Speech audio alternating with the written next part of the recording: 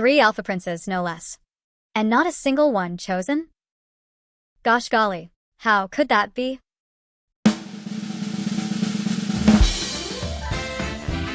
Welcome, darlings. I'm Karma, your devilishly beautiful hostess, presenting you with absolute cinema, yet again, tonight. This story is titled, The 3 Alpha Princes Finally Found Their Omega, but he refused them all. Enjoy! Prologue, a kingdom that believes too much. In Eldinar, people do not simply believe in their gods. They rely on them. They justify their laws with them. Their cruelty, too. At the center of it all stands Edena, the sun goddess. Warmth, light, abundance, hope, made divine.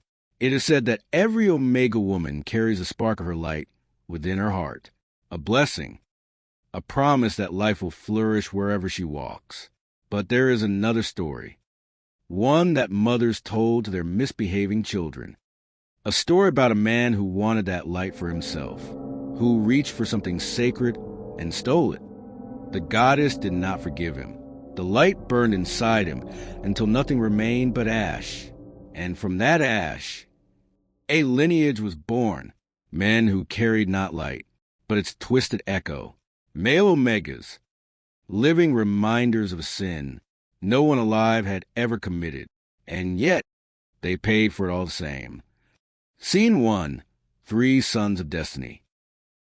When the triplets were born, the kingdom called a miracle 3 alpha heirs, 3 pillars of the future. Ivric, Rabion, Matthias. Even their names spread like a promise.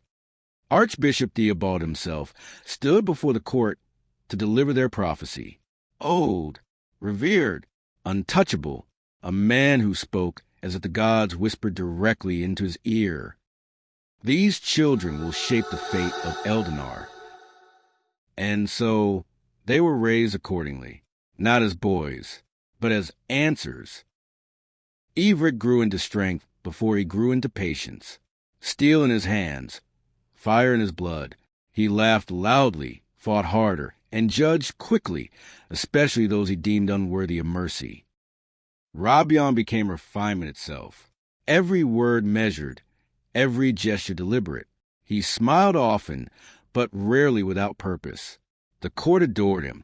Few truly knew him.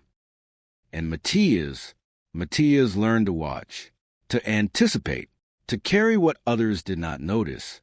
Where Ivric charged and Rabion maneuvered, Matthias ensured nothing collapsed in their wake. 3 brothers, 3 roles, 1 unbreakable bond. It had always been enough. Until it wasn't. Scene 2, the boy no one chose. Hadrian was never meant to matter. Left behind at the age of 3, with no explanation and no name that meant anything to anyone, the monastery took him in, fed him, ignored him, like all the others. But even that fragile existence didn't last. At 12, he was alone again. No prophecy, no divine protection, no future anyone had written for him. So he wrote his own, piece by piece. He listened more than he spoke, watched more than he asked, learned from scraps, from mistakes, from rejection. Plants became his teachers, failure his closest companion. And slowly, he understood the one thing that mattered most. If he wanted to live, he would have to hide, not just who he was, but what he was. The day he succeeded was the day he decided to make fate his own. The suppressant he created was imperfect, unstable, but it worked. Enough to walk among people without being hunted, enough to exist. By 22, Hadrian had become a ghost with a trade, a wandering apothecary, with long wavy blonde hair, a slender frame and delicate features buried under robes and a thick cloak. Thought to be a woman. He sold remedies. He avoided questions. And he never stayed long enough for anyone to look too closely. It was barely a life, but it was his. And for him, That was enough. Scene 3. When destiny misses its mark. The capital was louder than usual that day. Too bright, too crowded. Hadrian noticed it immediately and disliked it just as quickly. Something was happening. Something big. He found out soon enough. The princes were being officially named heirs. And with it, another prophecy. Archbishop Theobald spoke again, his voice carrying effortlessly across the masses. When the princes find their Omega soulmate, together, they will raise his kingdom into an empire that will endure for centuries. The crowd erupted. Hadrian didn't share their joy. Prophecies were for people who had something to believe in. He had never had that luxury, so he turned to leave, only to realize he couldn't. The streets were blocked. The parade was already coming, and fate, once again, did not ask for his consent. Scene 4. The look that changed everything. The procession moved like a living thing, armor gleaming, banners dancing, voices rising, and then, even from a distance, the princes were impossible to ignore. Ivric looked like he belonged on a battlefield, not a carriage, restless, alert, alive. Rabian acknowledged the crowd with effortless grace, as if every movement had been rehearsed for years. Matthias said nothing, but missed nothing either, his gaze sharp, searching, calculating. Hadrian told himself to look away. He didn't, and that was his mistake. A shove from behind, a misstep, the world tilted, and suddenly he was no longer part of the crowd. He was in front of it, too close, close enough for them to see him, close enough for something to happen. Their eyes met, and everything else ceased to exist. No sound, no movement, no distance, just recognition, not logical, not rational, but absolute. Something ancient, buried deep within instinct and bone, reached out and found its match. Their pheromones answered each other like they had been waiting their entire lives for this exact moment. A bond formed, incomplete, unstable, but real, terrifyingly real. Then reality snapped back into place. Voices, hands, guards rushing forward. Hadrian moved before thought could catch up. He disappeared into the crowd, gone, as if he had never been there. But for the three princes, something had changed, something they could not name, and could definitely not ignore. Scene 4 extended, a hunt doomed from the start. They knew what they felt. They knew it mattered. There was only one problem. They were looking for the wrong person. Because in Eldinar, an Omega worth of prophecy could only be a woman. Scene 5. When a bond turns into a curse. The bond did not wait to be completed. It demanded. It took. Evric's strength turned against him, his body burning through the nights, sleep becoming a battlefield he could not win. Rabian, composed as ever, began to unravel quietly, an endless thirst clawing at him. No drink ever enough. And Matthias broke the most silently. Pain that never left. A body that refused nourishment. A mind that could no longer rest. None of them spoke of it, but all of them knew something was missing. Meanwhile, far from the palace, Hadrian was losing control. His suppressants failed more often. His scent lingered longer. People looked at him differently. Suspicion followed him like a shadow. Then came the decree. Every Omega woman in the kingdom was to present herself. No exceptions. What followed was not hope. It was a frenzy, and Hadrian was running out of time. Scene 6. The day the mass shattered. It didn't happen in some grand, tragic moment.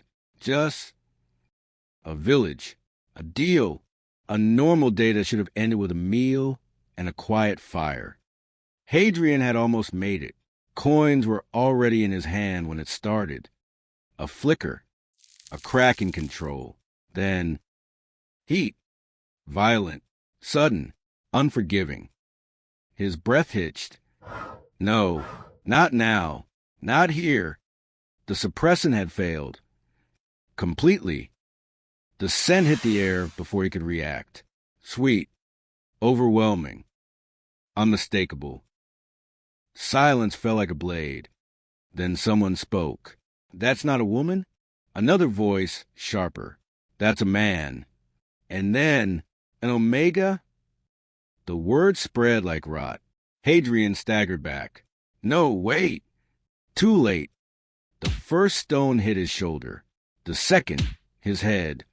He fell, hands over his face, vision blurring, ears ringing, voices twisted into something ugly. Monster. Curse. Filth. He didn't fight, didn't argue, didn't beg. He ran. Scene 7. The letter that should not matter. That night, the forest did not feel like shelter. It felt like a grave waiting to close. Hadrian sat against a tree, blood drying at his temple, hands trembling despite himself. He had known this day would come. Still, it hurt more than it should, more than he wanted to admit. Pathetic, he muttered to himself. Morning came without warmth, and with it, a piece of paper beneath his boot, a royal seal. He almost laughed. Of course it would be them. He read it anyway. It was a call to heal the princes, to save them from something no priest, no doctor, no divine blessing could fix. A generous reward, regardless of success. Hadrian stared at the words for a long time, then scoffed. So the gods failed too, huh? Silence. Then quieter. Good.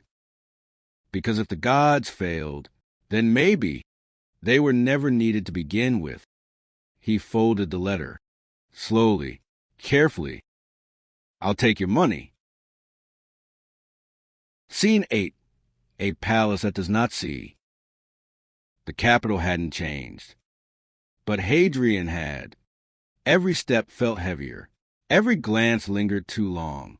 Still, he made it through the gates, through the guards, through the lies, until everything went wrong. Again, they didn't question him, didn't stop him, didn't even hesitate. They saw what they expected to see. An Omega woman. And so, they sent him exactly where he did not want to go. The ballroom. Scene 9, the second meeting. Light, gold, music, laughter that didn't reach the eyes. Hadrian stood out immediately. Too plain, yet offensively beautiful. Too wrong, but unfairly regal. Too real to be true. The whispers started fast and cruel. Oh dear, where did they find her? Is that supposed to be a joke? Someone accidentally bumped into him. Water spilled across his chest. Fabric clung and revealed what should not be seen. Silence fell again. But this time, it was sharper, more dangerous. That's a man. No confusion, no hesitation, just disgust. The crowd recoiled as if he carried a disease. Guards! But they never finished, because the princes had already noticed something was off. They approached, annoyed, disinterested, expecting nothing. Then they saw him, and everything changed again. The bond reacted violently this time. No hesitation, no doubt, no distance to soften the impact. Ivric inhaled sharply. Robion's composure cracked. Matthias froze completely. And Hadrian felt it, clear, undeniable, real. His voice came out barely above a whisper. Not again. Ivric stepped forward first. Stop, he commanded. Not loud, not shouted, but absolute. The entire room obeyed. His gaze never left Hadrian. It's him. Robion exhaled slowly, almost a laugh. All this time, we've been searching the entire kingdom like demented men for an Omega woman. Matthias, softer, and he was actually a man. A beat. Then, together, certainty. Everett's voice steady. You are ours. Silence. Then, Hadrian laughed. Scene 10. The refusal that shook a kingdom. It wasn't joyful. It wasn't relieved. It was sharp, disbelieving, almost cruel. No. The word hit harder than any weapon. The room froze. Everic frowned. What? Hadrian looked at them, really looked this time, at their power, their certainty, their world, then shook his head. I said no. Murmurs exploded across the hall. Robion's tone shifted, careful, controlled. You don't understand what you're saying. Hadrian's answer was immediate. I understand perfectly. Matthias stepped forward, quieter, almost pleading. This bond means nothing to me. Hadrian finished. That did it. Shock, real shock. Hadrian straightened despite the tension, despite the eyes, despite the danger. I owe this kingdom nothing. His voice carried, clear, cutting. You hunted people like me. You built your comfort on our silence. And now, a small, bitter smile. You want me to save you? He turned slightly, addressing the entire room now. No. Everett's jaw tightened. You would let the kingdom fall? Hadrian met his gaze without flinching. If it stands on something rotten. A pause. Maybe it should. Gasps. Outrage. Fear. But he wasn't done. There is no prophecy. No destiny. No gods coming to fix what you broke. His eyes flicked briefly toward the distant clergy. If they care so much. A quiet, deadly calm. They can come tell me themselves. Silence. Then the final blow. I'm leaving. Scene 11. The man who stole the future.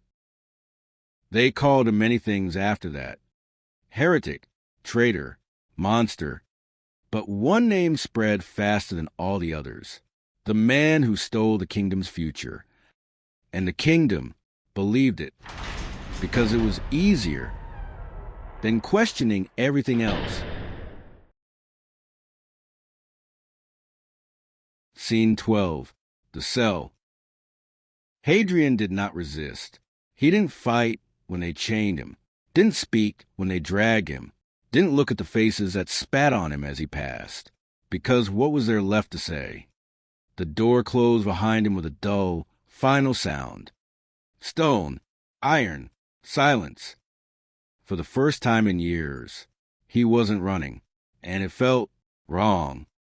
He sat slowly on the cold ground back against the wall. So this is it. No anger, no panic, just exhaustion that ran too deep to name. His fingers brushed against the dried blood at his temple. He didn't bother cleaning it, didn't bother moving. Funny, a weak breath escaped him. I spent my whole life trying to survive. A pause. And I still ended up exactly where they wanted me. His head tilted back, eyes closing, but sleep didn't come. Only thoughts, fragments, memories he never asked for. The monastery, the road, the first time his potion worked, the first time someone looked at him without suspicion, and then them. That moment, that look, that connection he never chose. His jaw tightened. No, a whisper, firm. I won't regret it. Another silence, longer. He exhaled slowly. Even if I die here. But beneath that resolve, Something remained. Small, stubborn, alive. Not like this.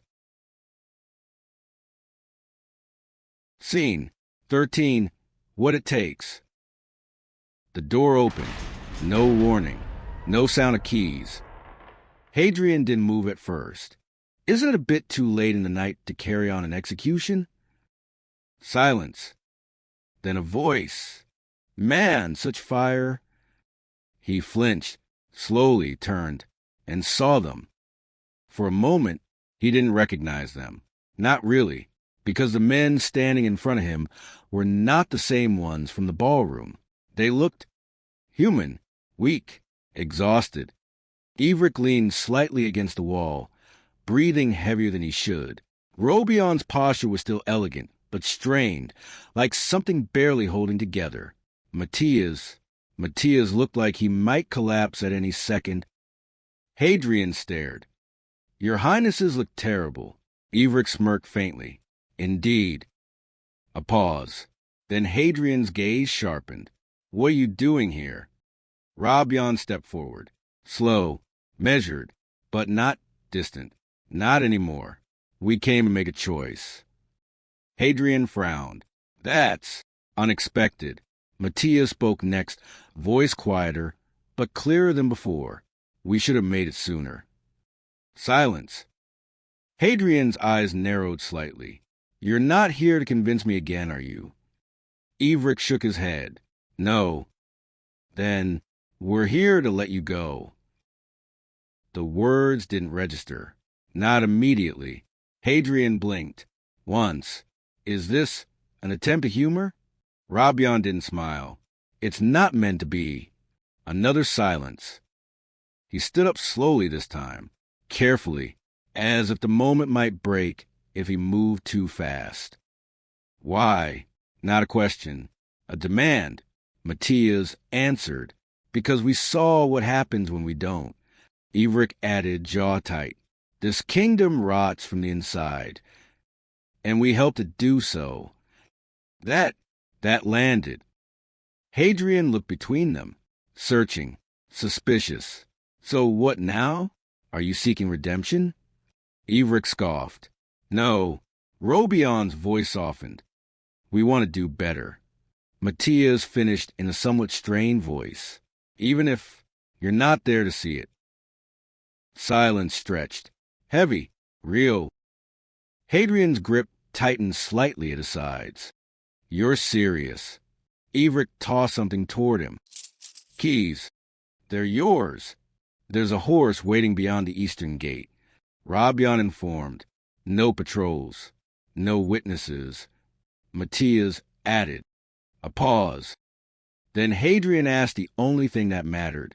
And when they find out? Ivric smiled. This time, there was something dangerous in it. They won't. Robion added calmly. And if they do, they'll answer to us. Matthias finished in a tone that spelled finality. Another silence. Then, quietly, idiots. But there was no bite left in the word. Only something softer. Something uncertain. He stepped forward.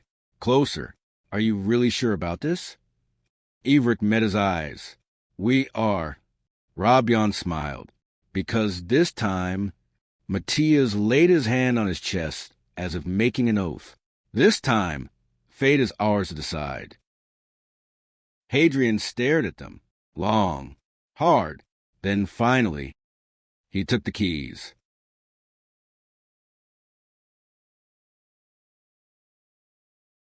Scene 14. The kingdom they rebuilt without him. At first, nothing changed. That was the worst part. The same lies, the same fear, the same hunger for someone to blame. Only now, there was no one left to take it. And so, the kingdom turned inward, cracked, exposed itself. The clergy tried to hold control. Archbishop Theobald stood before half-empty temples, voice louder than ever, and weaker for it. He defied the gods.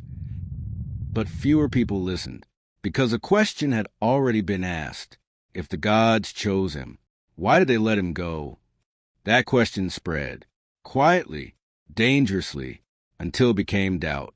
And doubt was something the church could not survive. The day Theobald was stripped of his title, he did not fight, because even he understood it was over. The nobles were different. They did fight. They schemed.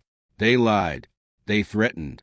And the princes crushed them, not in anger, not in chaos, but with precision.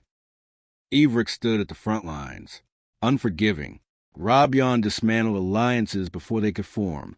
Matthias ensured nothing slipped through. Every corrupt lord, every stolen coin, every betrayal, dragged into the light, punished, publicly, decisively. No prophecy, no divine justification, only responsibility and consequence. The people watched, at first with fear, then confusion, then something new, understanding, because for the first time, the kingdom was not being guided, it was being rebuilt. Scene 15, the last meeting. Hadrian knew they were there before they spoke. Of course he did.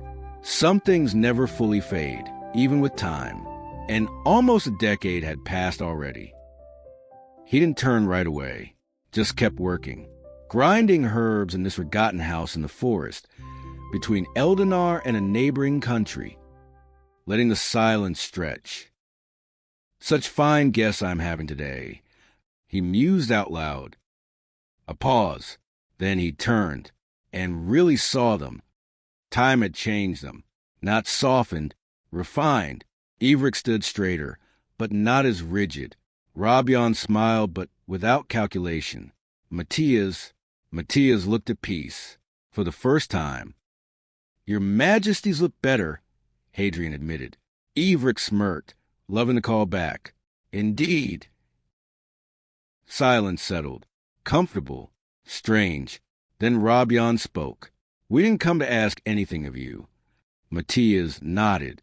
We didn't come to change your mind. Everett's grin had a rare, shy wobble to it. We came to be honest. Hadrian crossed his arms slightly, a faint amused smile on his lips. Really now. Then Robion stepped forward. Everything we built. A pause. Started with you refusing us. Matthias added softly. You forced us to see what we were, and everything we were blind to us. You shone brighter than Edan herself, in more ways than one. Ivric finished. It's only thanks to your courage for defying fate that we wanted to do the same and decide what kind of men and rulers we really wanted to be. Silence. Hadrian's gaze softened just a fraction, and Robion exhaled. We chose better. Matthias nodded again. We chose responsibility. Ivric beat his chest twice, right where his heart is. We chose ourselves. The moment is solemn and true. Then Robion added quietly, sadness filling every word. Even if it meant losing you.